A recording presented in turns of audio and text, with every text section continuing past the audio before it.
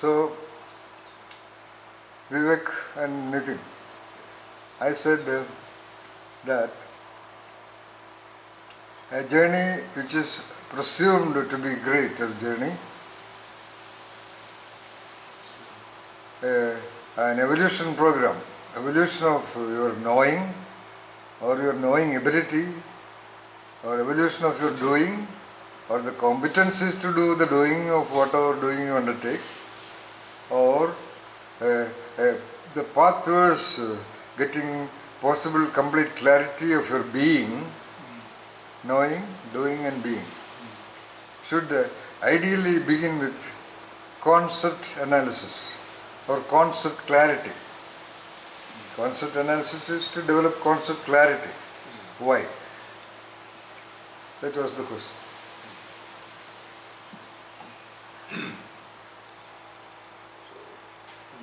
I feel whatever we understands or interprets or perceive is made into a language which would adapt itself into a concept, which will be there in our mind, and that's how we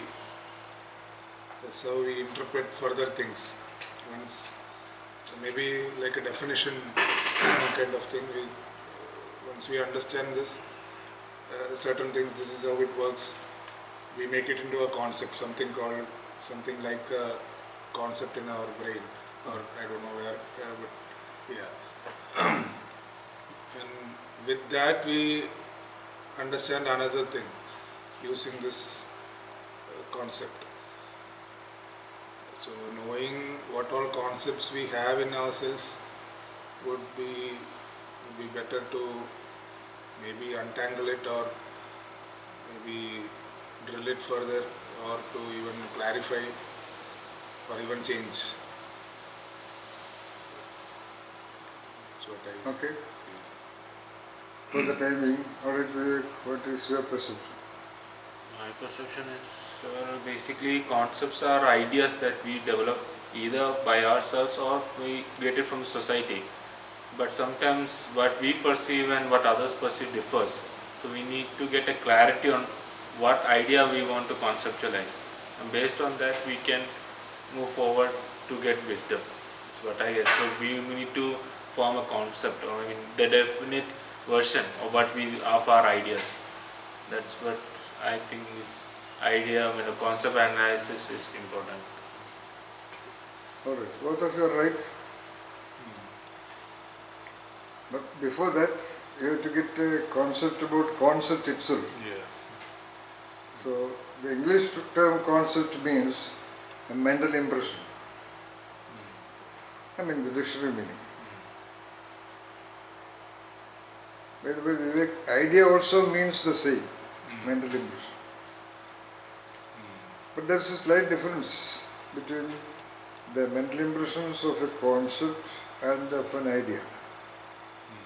I repeat, concept and idea, both these English terms mean by dictionary, which we cannot negate, which we cannot deny.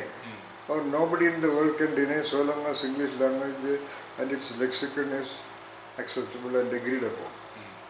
So both means mental impression. So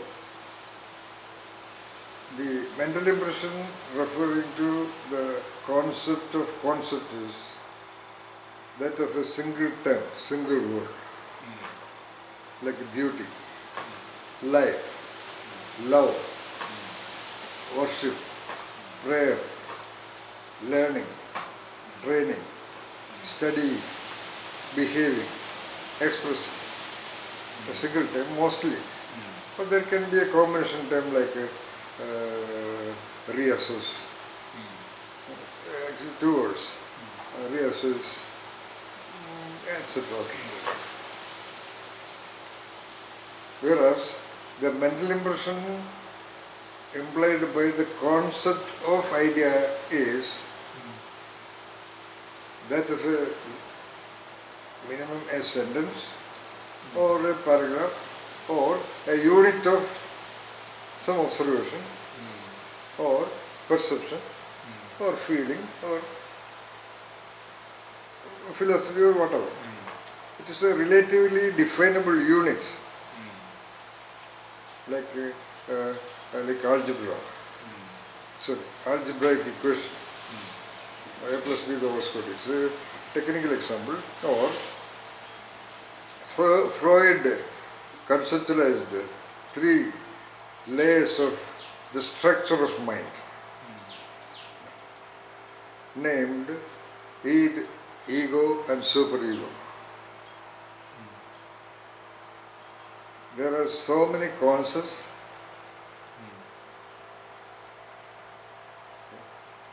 like id, id, ego, ego, superego. Then there is also a concept, the structure of the mind. The structure of the mind is almost like a clause, here like you have seen a sentence. It can be considered as a single unit, therefore it is a concept. Structure is the concept, but of the mind. Structure of the building, structure of this cup.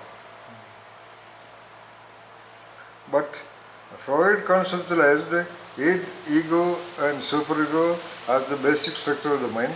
It's a huge set of mental impressions. That is called an idea. These are technical, but for you that kind of a clarity is very essential. For example, Vivek, who wants to be the topmost lawyer in this country in the future, for him it is ultimately important.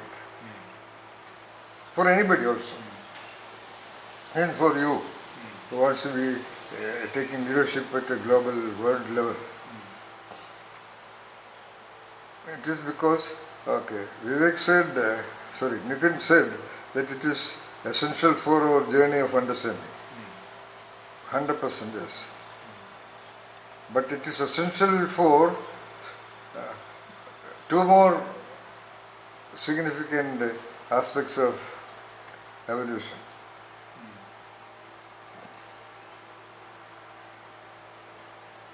One is for your personal journey. 2, second one. Why it is critical? To communicate to others. Exactly. Human beings are the only creatures who have developed such an astonishingly vast level of language and potential of so-called communicating ideas, sensitivities, perceptions, all kinds of things. You have conceptualizations to a level of great philosophies, great poetry, great fiction, great ideologies, plus all the other conceptualizations in sciences and technologies, which are all for, all those books are written, all those talks are delivered, all those classes and lectures and training programs and teaching programs are conducted because for that purpose, and it can be done only with concepts or language. So for that. And third,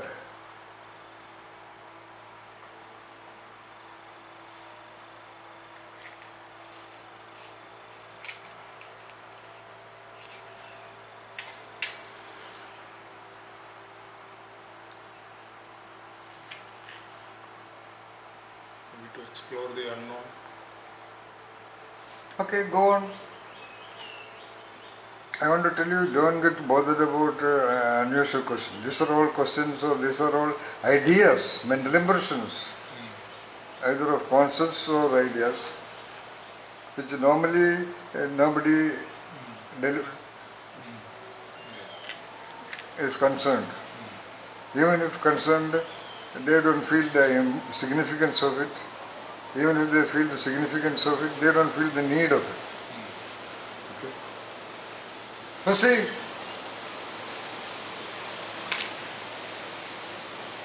I'm going to take the milk. Okay.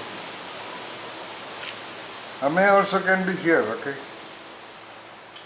You can also be here, hearing it.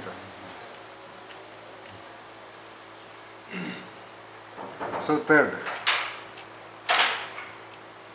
you made a guess, right? Yeah. What is that? Explore the unknown. Explore the unknown, okay. In that context only, I said do not bother. We are discussing the unknown, okay. Because unless we experiment, unless we freak out and eccentrically take a jump into to some response, we cannot proceed. And do that.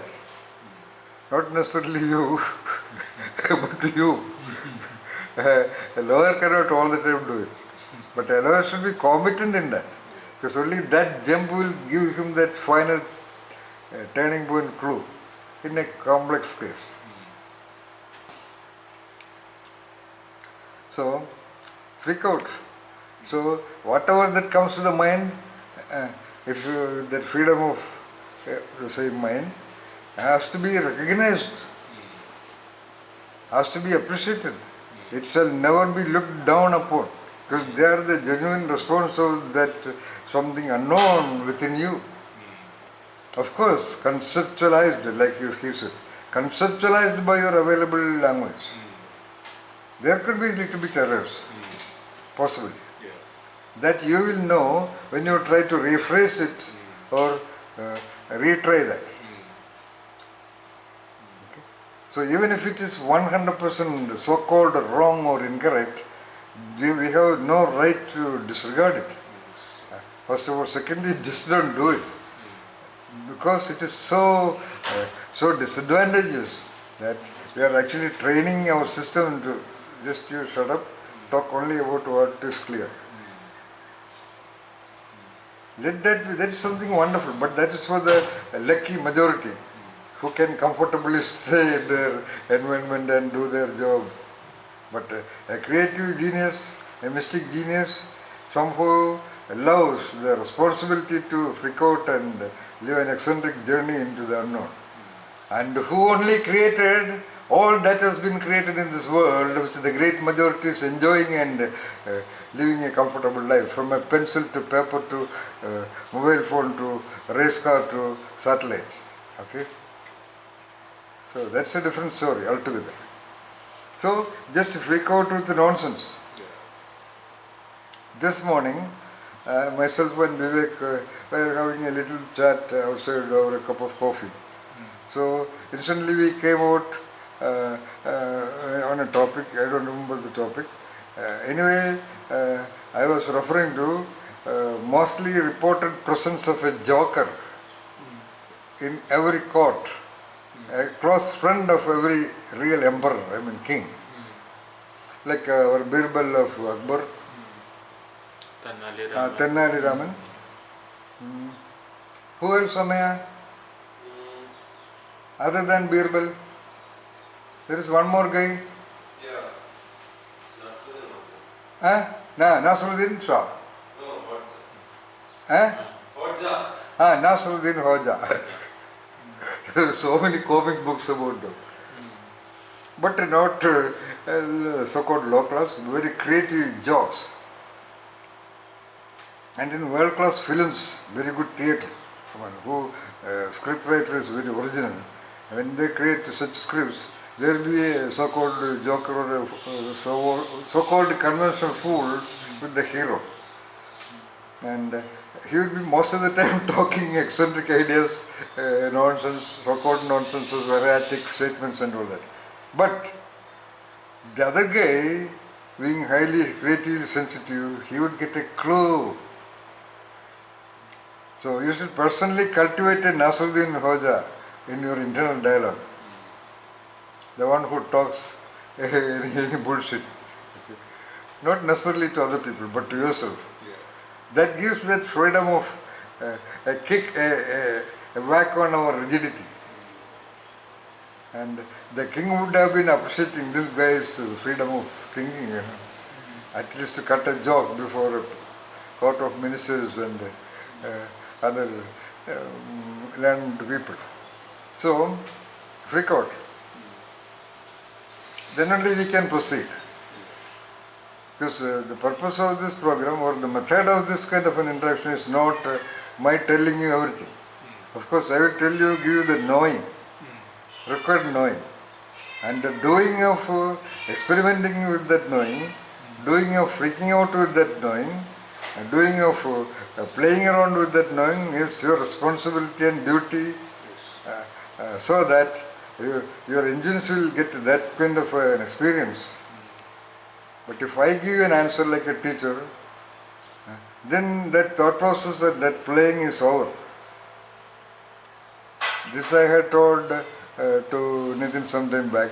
If your child is asking a question, why the color of the rose flower is red, you can give, if you know the anatomy and biology of botanical details, you can explain that. Do that if possible, if you know. Otherwise, and you give it and then tell him, at least ask him a question, why did you want to know that? At least leave him with a question. Or leave him with that doubt. You say, I am sorry, I don't know.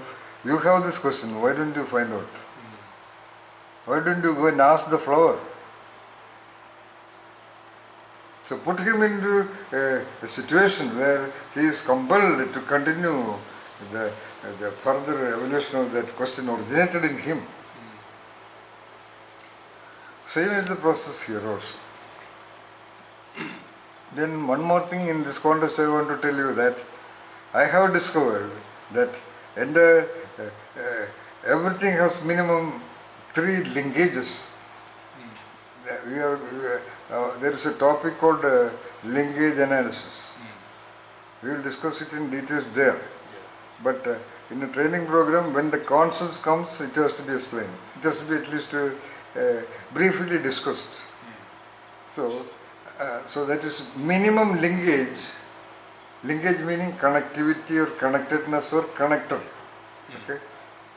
There should be minimum 3 connectors or 3 linkages for everything in this universe. Not only whatever in the planet Earth, not only whatever that has been created and invented and designed and defined by human beings, but even for the entire universe, there must be minimum 3 things. In other words, I intuitively discovered that one thing alone cannot exist.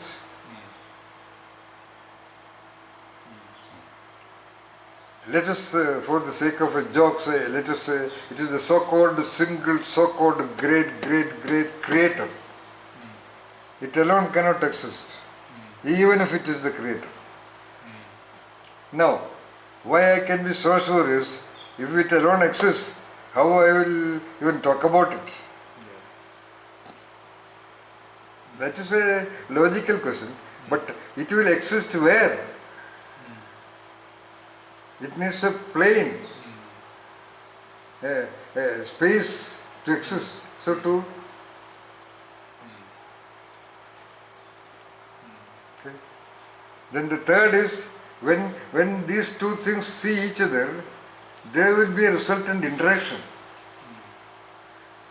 There will be a resultant consequence or a sensation, at least in one of them.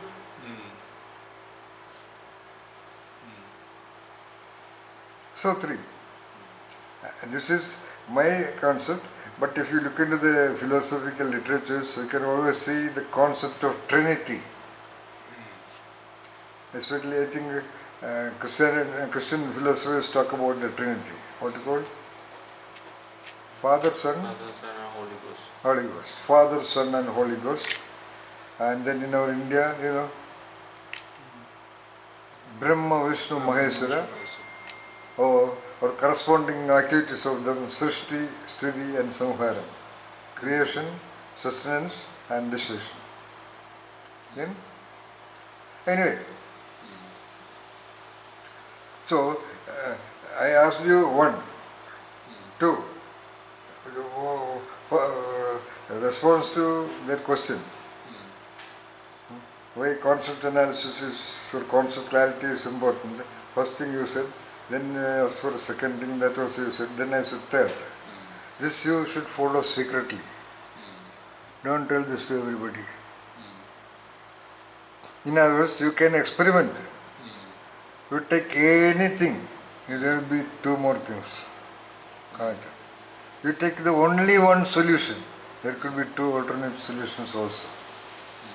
You go to 1 point for a question, there will be 2 more points, which you can deny, which you don't have to choose. The first answer is sufficient for you, okay.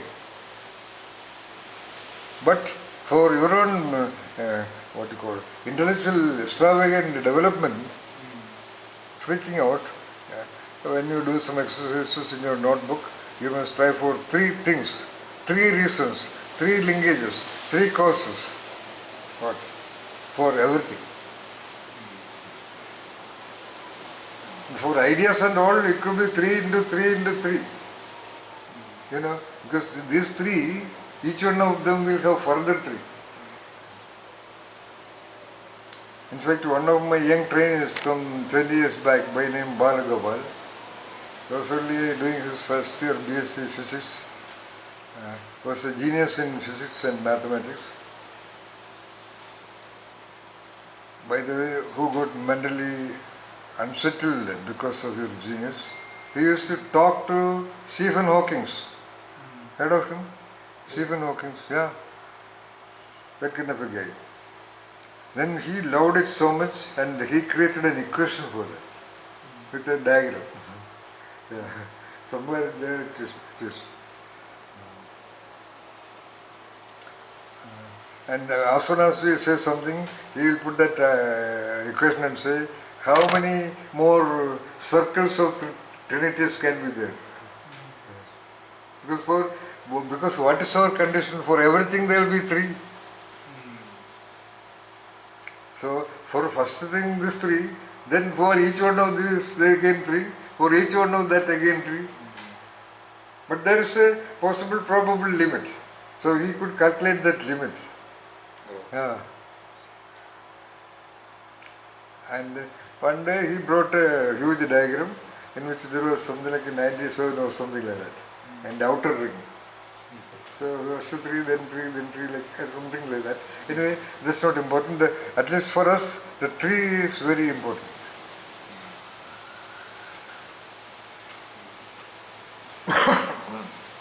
Now, so the third one. Why concept clarity is significantly essential for our journey to our destination, our unique destination. Of developing clarity about the genius in us, developing clarity about all possible philosophies.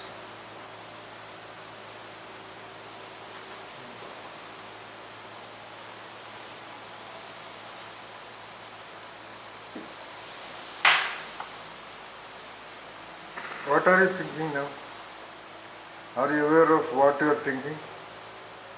You are thinking about what is the third one? Is that the question inside your mind? Huh? Yeah. What is the third one of what? Why would we need, what is the importance of conceptualization? Why should we go into that? What is it? One is What is for the our next? pers- What is the next idea of importance? Right? Yeah.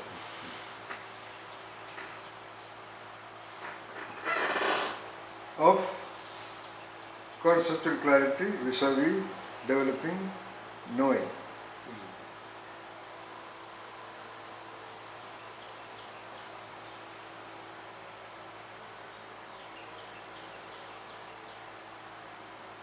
Okay, what was the first thing? For our own understanding, What was the second thing? communicating to others. Now tell the third one. To spread the idea. Louder. To spread the idea of our concept. Once again?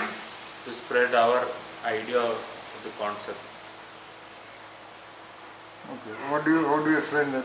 Like what I understood from the concept and what I communicated with the other person. Absolutely right. You are now clarifying what you said. That's good. But that is not different from what you said. Of course. Like I do, you see. I can talk about this to a 3-year-old child in his terms.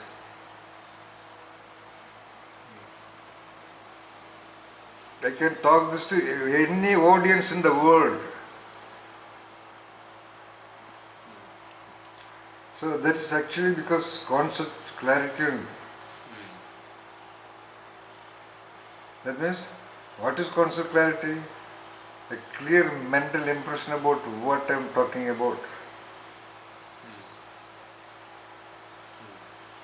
Let's say I asked you a question, what are you thinking about right now? Is it about the journey? Is it about the journey of understanding whatever you want to understand? That is, concept clarity is important for that journey. Okay, first one. Second one, third one, journey of understanding. So first one, you said. Second one was little more neatly, little more clearly explained by Vivek. Third one.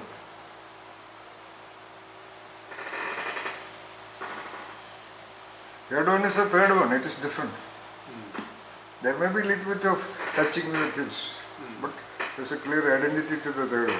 Like first and second one are not so similar.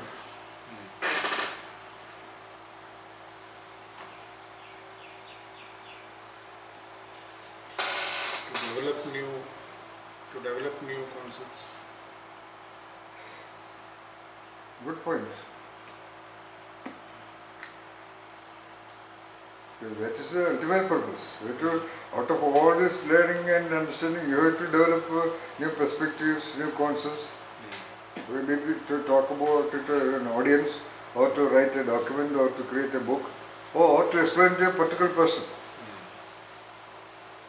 We don't know what kind of people come across you, especially in the context of training. Like it is not easy to train two people like you.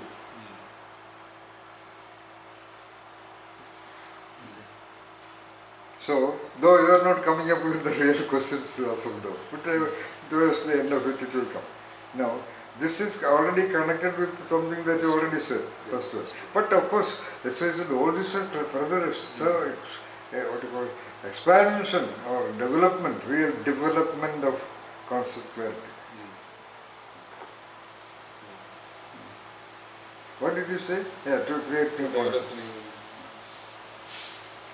Because in your journey of your understanding, unless you develop your own concepts, it is like classroom learning only.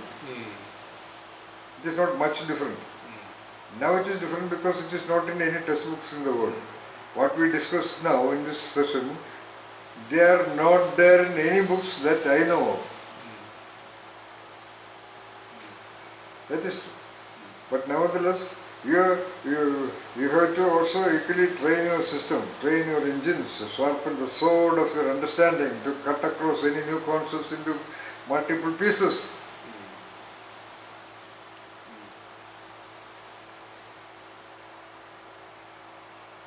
Like in the Puranas you said, you take one arrow, by the time it is on the bow it is 1000, and when it is released it is 1 million.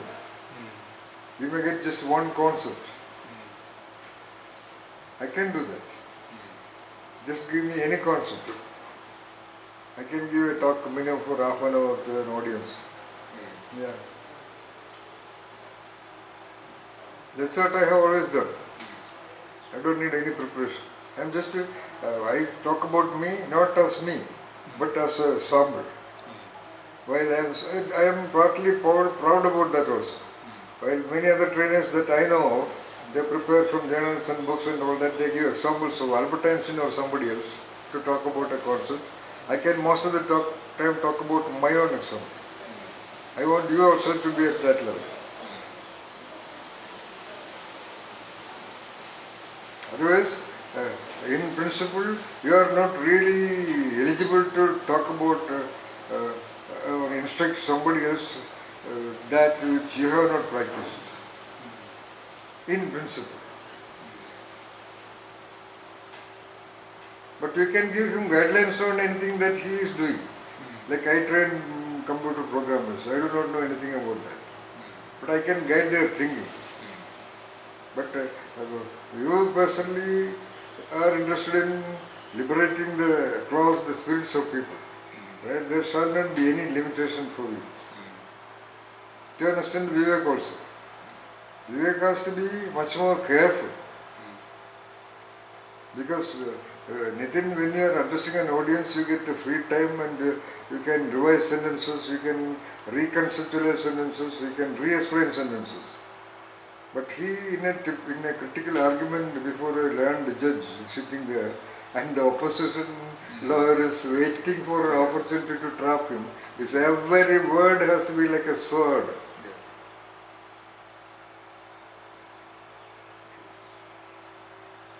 Yeah. There he cannot say, no, I made a wrong statement first. That's the end of it. He cannot afford to make a wrong statement. Am I right? Yes.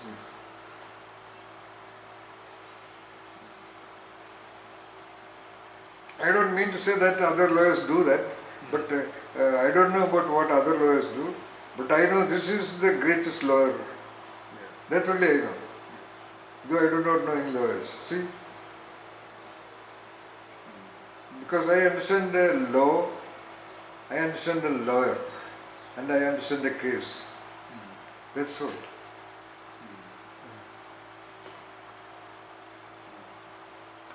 So, yeah. What did you say there? That's actually very important. What you said. That is the first thing. So we are revising. Yeah. Number one, to create new concepts. Not necessarily altogether new. New concepts meaning new conceptual configurations. Actually, what I am doing, only about 33-40% are my own. All the other ideas definitely must have had influences from the Vedas and the Upanishads and the Sanskrit classics and the varied literatures of the East and the West, and especially the Sun. Though I don't report any one of them. And I am very sure, if I recollect, report whatever is there, I would definitely say that. But I admit also that I must have been influenced by them, not doubt about that. 100% no doubt about it. Or traveling through the path of their thoughts, I became so masterly in what I wanted to do in my life.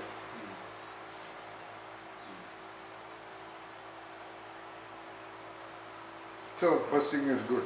So, we are revising. We have to have conceptual clarity, or we have to develop conceptual clarity in order to create new concepts or new settings and design and configurations of concepts according to our requirements. Whatever it be. Alright, one. Two, of course. Second one is really second one. But we can have differential understanding about it. And third one.